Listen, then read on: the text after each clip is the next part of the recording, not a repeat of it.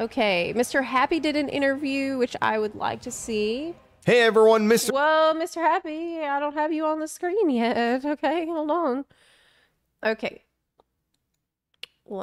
Hey everyone, Mr. Happy here, and today I'm going to be sharing with you a one-on-one interview I did with Yoshi-P at the latest media tour for Dawntrail. I was given the privilege of asking him a few questions on my own, and I got some pretty interesting answers to questions that we've been asking for a while, and also some questions that are about some of the newer stuff. So that's a good idea to put like at the start of the video, pop-up that says, hey, I'm streaming on Twitch. That's smart. I should do that. It's smart. Without further ado, let's get into the Q&A. So question number one was a simple one, and it is one that I have asked Yoshi-P before, and that was that if they're going to add new job weapons to the old Ultimate. So right now, when an Ultimate released, it released with a certain number of weapons based on the jobs available, but as they've added new jobs to the game, people have gone back and beaten those old Ultimates. He asked this because he's also a dancer enjoyer. With the new jobs, without really being able to pick up a really fancy shiny reward. We've been asking about it for years, and I finally have an answer for you. So Yoshi-P gave a firm yes. They are working on new job weapons for old Ultimates. Now there's no timeline that they new job weapons for the old can promise right now, just that it is in the pipeline itself. How what does that mean? Wait.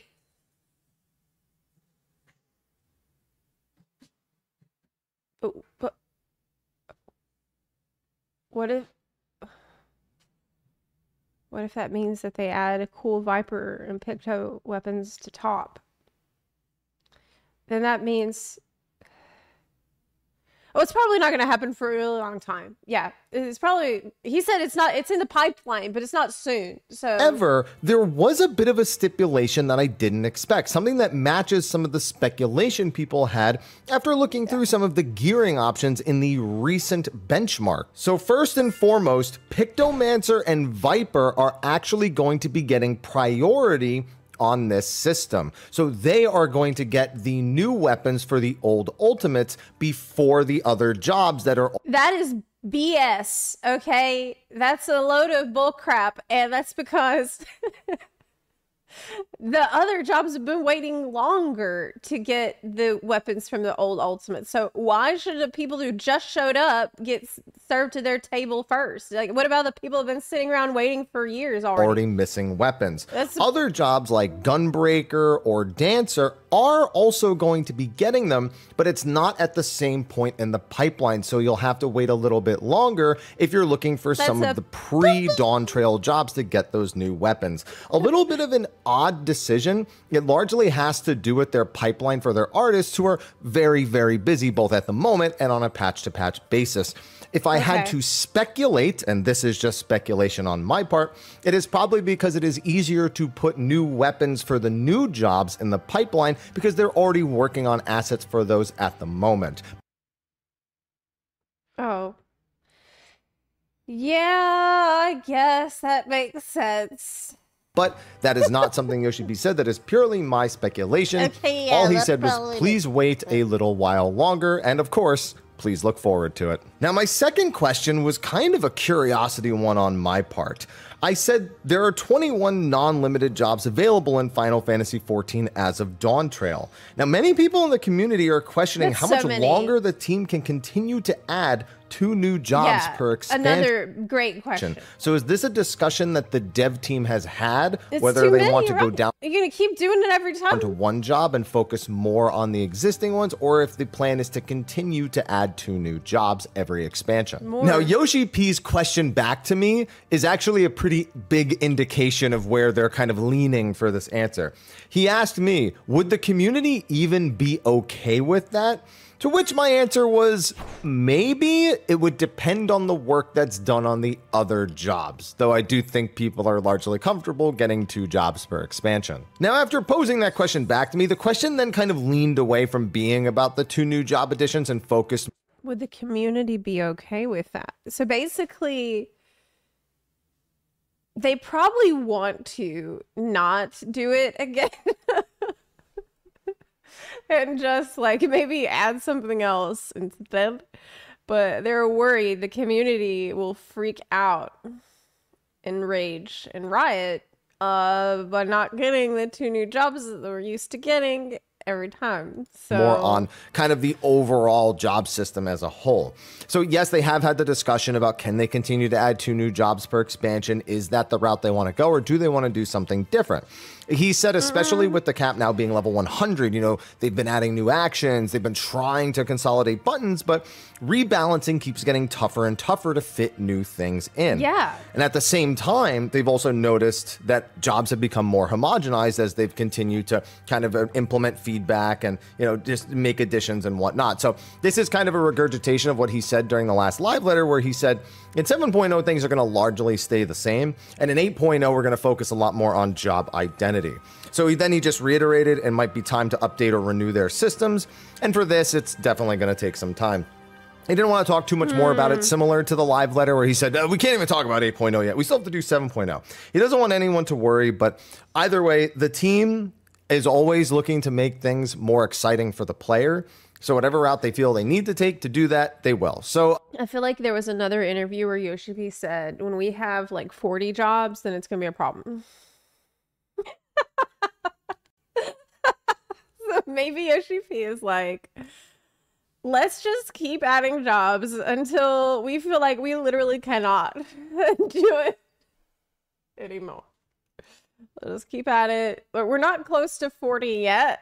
But I feel like he doesn't want to go over 40. A little bit of just, you know, it's not a yes, it's not a no. It's a lot of fluff, but at the same time, it's a little bit of insight into how the dev team is thinking. They'll totally add 2 more new jobs as they're approaching new actions in every expansion. So for now, based on him asking me if we would even be okay with that, you know, I'll take that as a, you know, they aren't planning on stopping that anytime soon, but plans change all the time. So we can't really take too much out of this answer. Now, question number 3 was one that I asked for those of you adventure plate and portrait enjoyers out there.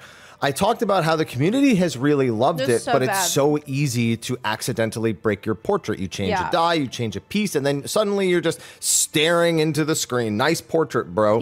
So I asked if they've been making any sort of back-end considerations on improving the system, perhaps make it so that the plate default is actually what is kind of replaces the default if you were to break the portrait itself. And we got some insight into how the system works. So I was told what's difficult about this is that we have protections for cheating the portrait. Now, he's not talking about like cheating, but essentially the portrait is, you know, it checks to make sure you have the right equipment, you own the emotes, or it just straight up doesn't work. They would need to loosen this up a lot. And the thing that makes that difficult is that the portrait is not a screenshot or a picture, as most of us can tell. It's actually just a straight up render of the character and not an image. So it's quite complex. It's really difficult to separate all of the processes, but he'll take... Well, why can't it just take an image?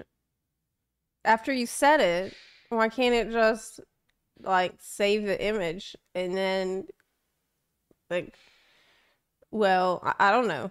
That back to the team, and they're always looking for things and feedback on the system itself. So if we continue to provide feedback about the portrait system and any issues with it, especially the whole nice portrait thing, then they'll continue to take note and see what they can do about that system. Maybe Yoshi-P didn't notice because he only plays one job. A lot about them adding, you know, 50% more rewards by the time we get to like 7.3 comparatively to 6.3 after Endwalker release. But I, of course, had to go down the route of asking about Criterion. So I asked him straight up, like, you know, people loved Criterion too, but the motivation to do it just wasn't there because the rewards were just, you know, mounts and a couple of other things. So I asked him, what are they doing with Criterion's rewards? And he said, yes, we want to improve the rewards, and it will take time. And, you know, they're doing their best. And not just in Criterion. He said Criterion and other content have suffered from poor rewards. So they really want to improve that particular aspect. He then reiterated that by 7.3, there will be that 50% increase. And this includes, he said, variant Criterion and, of course, the new field content. And the big thing he wanted to stress is that he doesn't want to just add another minion or add another mount or an emo. No, he wants to add actual gear. Now, keep in mind, it was not specified when he said actual gear if that was an item level increase. He just said the words actual gear and actual armor. Well, we asked him about that. Well, not me, but at our Q&A on day 1 that he did. someone did ask him about that, and he did say actual gear is going to be some of the new rewards. And I'm going to find it in my notes here from where I wrote it down. I took a lot of notes. What is this note I wrote down? Dancer bouncy.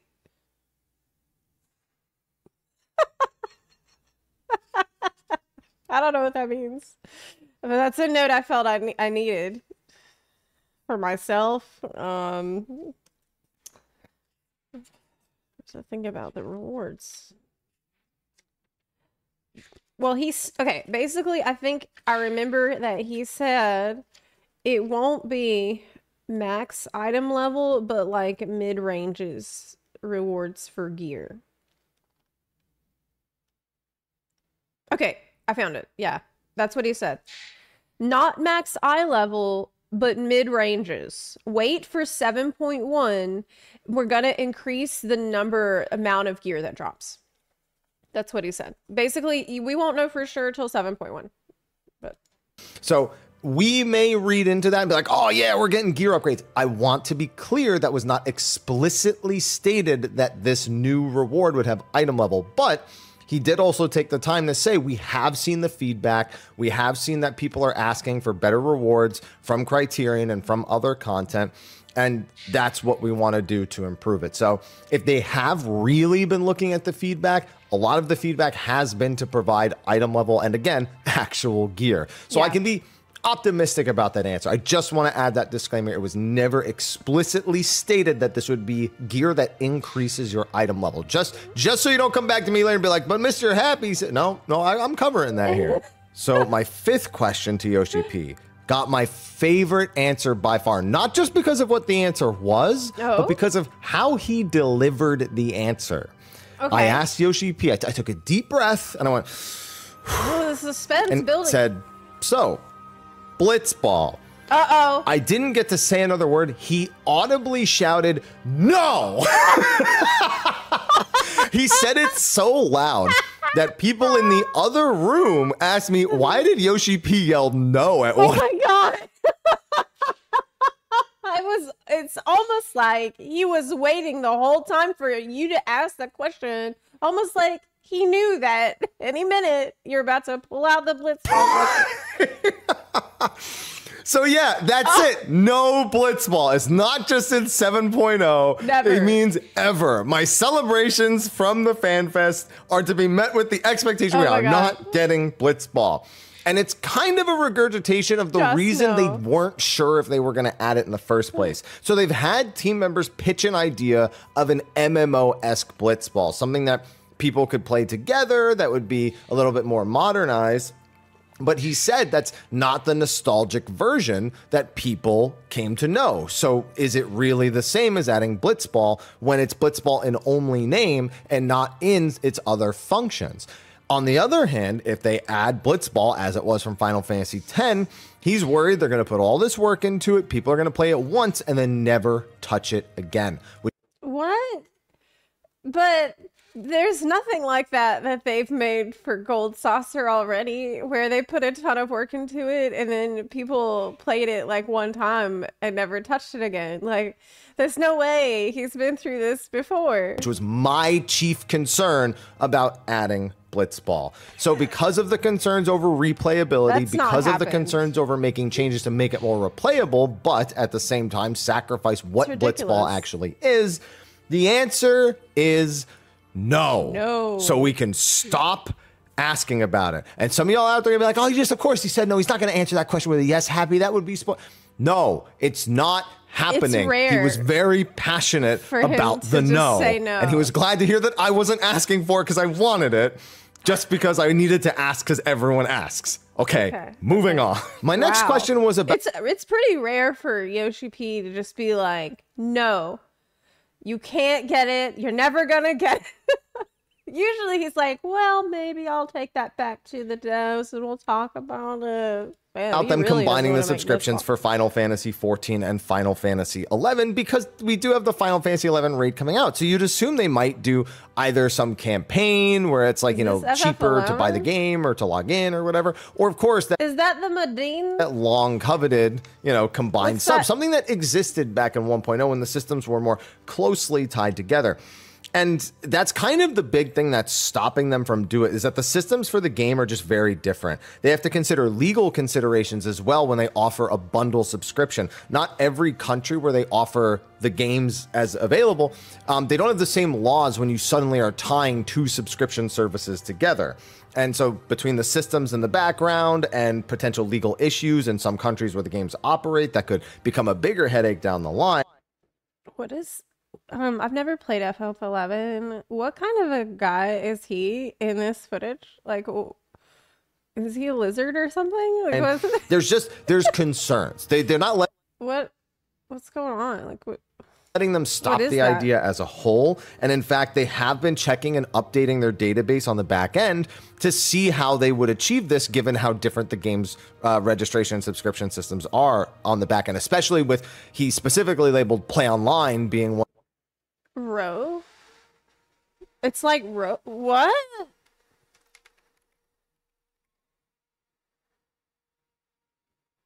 Galka. Hold on. Not to derail it or anything. This was like what Rogadin made after? Oh, Rogadin used to have tails. And like the whole face like with furry, and that's why the nose was like that. Why'd they take tails away from Rogan?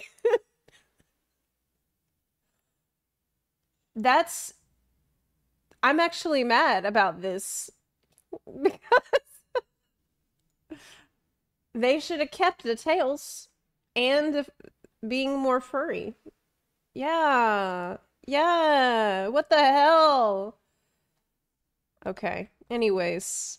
One of the major concerns that comes into this. So they are actually still... It's not a Rogadin, I know, but it looks very, very, very similar. In the face, you can see that it's a big inspiration. Looking into it and doing more research, it's something they don't want to like say no to, but it's also not something they can just say, yeah, absolutely, let's just flip the switch for. So there you have it. I tried to get a newer answer on that one, but we kind of got the old one just, you know, a little updated, I suppose. And at this point, I had kind of exhausted all my questions. I was told I was going to get 4 to 6, and that was the 6th one. And so I was like, okay, I need another one. So I remembered back at North American Fan Festival when it said plans for Deep Dungeon. Basically, no, you're never going to be able to tie together these subscriptions because of the legal problems. Okay. And they very specifically stated that they weren't sure they were actually doing a Deep Dungeon. So they're just planned. Very specific. You asked about Deep Dungeon? I remembered back at North American Fan Festival when it said plans for Deep Dungeon, they very specifically stated that they weren't sure they were actually doing a Deep Dungeon. So they're just plans. They might do something else. So I asked, you know, what other content would you possibly do that would replace Deep Dungeon in Dawntrail? And he said that he couldn't say because it would be spoilers if he did. But the big thing he wanted to emphasize on is the amount of work they're putting into the other content that is very much set in stone. He said, for example, we're working on that new field content and we're putting a lot of work into that. So with Deep Dungeon, it just might make more sense because we've already done Deep Dungeon. We have kind of a formula for it that, you know, we can update certain bits of it, but we can keep the core systems there, which makes sense. Then they can save. There's a ton of people who don't have to do like brand new system work and setting up entirely new things for us to mess with. So maybe they'll go for more than 100 floors this time. Maybe they'll. Oh. Okay. Is this good or bad? Is it good or bad? Does this mean that it is a whole new Deep Dungeon that they're going to make? And that it would be easier for them to do that than try to revamp existing deep dungeon systems or update existing deep dungeon systems, because that requires a lot more effort than something that they have already done and they can just kind of copy paste and change it a little bit. They'll add something that's more challenging, but they don't want to say. But ultimately, they're leaning towards the deep dungeon because it would have the same formula. So in that case, also don't expect the deep dungeon to have like a sweeping change. If you know how the current ones work, they wouldn't be like rewriting that from the ground up. Yeah, but they all do. I mean, look, Orthos works pretty different than the others. I would say Eureka Orthos, while it follows a similar formula, it in effect works quite differently than Palace of the Dead. So, so it sounds like they're still deciding. He also wanted to reiterate that they do have content that is completely unannounced at this time. And that's normal. You know, we don't usually learn absolutely everything we're going to be getting. The big thing is that after Dawntrail releases and things calm down a bit, they want to go over the patch plans for the rest of the expansion. This is something they did for Endwalker, and it was greatly appreciated. So it sounds like we're going to be getting a 7.1 to 7.5 patch plan at some point. He doesn't explicitly state that, but he makes a statement that makes it sound like they will do that. So please look forward to that as well. Okay. And then I still got one more question. New unannounced content related to Deep Dungeon? Well, I wouldn't be upset if they added a whole new deep dungeon on top of everything else they're adding. If they're planning to do that, this is absolutely going to be the most stacked expansion we have ever had in terms of the amount of content we're getting. Do you realize how insane that is? We haven't gotten this amount of content since Stormblood. So they're actually thinking about adding a new deep dungeon plus new large-scale group content plus keeping up with the lifestyle content, maintaining Criterion and variant dungeons. You still have Island Sanctuary updates here and there. Are we going to have a trial series? That's a question mark. Or is the trial series going to be baked into the main story quest again? I bet they're going to do that. I wish they wouldn't, but I bet they will. But in terms of all this stuff, it sounds like we are going to be, like to get a deep dungeon plus large scale group content stuff would be huge. And I was really like, I was not ready to get as many. Oh, plus a limited job. Right, that's right. Plus a new limited job, Beastmaster. Which I don't know if anybody's asked him about that. It's probably going to be later on down the line. But yeah, Dawntrail, we are not going to be bored. Forward to that as well. And then I still got one more question, and I was really like, I was not ready to get as many questions as I did. So I did something for you Black Mage players out there. I know Yoshi-P plays Black Mage. I know he had to have been heavily involved in the changes that came to Black Mage in this expansion. Be sure to check out my Black Mage video that will also be coming out at the same time as this. So one of the major concerns has been about the fact that MP requires you to cast an ice spell in order to gain it back.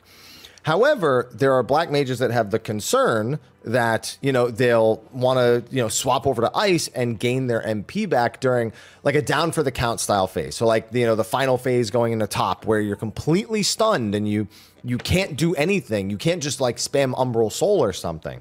And he said that the job is actually balanced under the idea that, yes, you will do like a swift cast Blizzard 4. You will just do an ice spell upon coming back in order to continue where you left off. And it's balanced in such a way that, you know, you get that ice bit out of the way when you come back, and then you'll spend so much time in fire that it won't even really matter. So it does seem like it is intentional that if you do a down for the count style mechanic, you're almost certainly going to be Blizzard 3, Blizzard 4 when you come back, and High Thunder as well.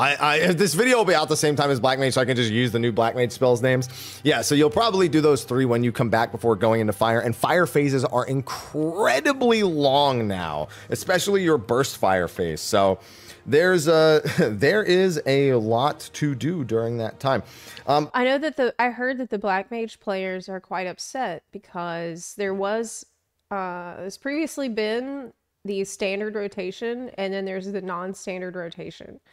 And I talked to my friend who plays Black Mage a lot about this because I don't really play Black Mage, and I was asking them, and they said the non-standard rotation is easier to do than the standard rotation. It's something that players just kind of came up with, But with the changes to Black Mage, the non-standard rotation is pretty much axed, and everyone has to use a standard rotation, which has met with some controversy. But yeah, he's made sure he's done like Savage Raids and stuff on the new Black Mage. He's made sure, excuse me, that it still feels really good. Okay. And they don't really want to lean towards like massive, like a very frequent stun mechanic. They actually very deliberately tell their dev team that people get mad when there's lots of like big downtime or stun mechanics where they can't do anything, because then their burst gets all messed up and players hate that. So they also say that's something they're not trying to do a lot very frequently. But he just said the same thing any Black Mage player will say.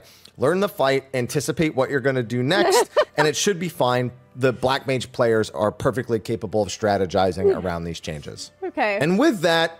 Yeah, just, it's easy if you know what to do. Just learn the fight, Fivehead. That is easy. That concludes my one-on-one interview with Yoshi-P from the recent media tour. Let me know what you thought of his answers in the comment section of the video below. Be sure to like and subscribe. And of course, check out the dozens of other videos I will have released at the same time. This is the first one I'm recording because I just have to read a piece of paper. And now I got to get to the grindstone on everything else. We have all been busting our asses in the past week.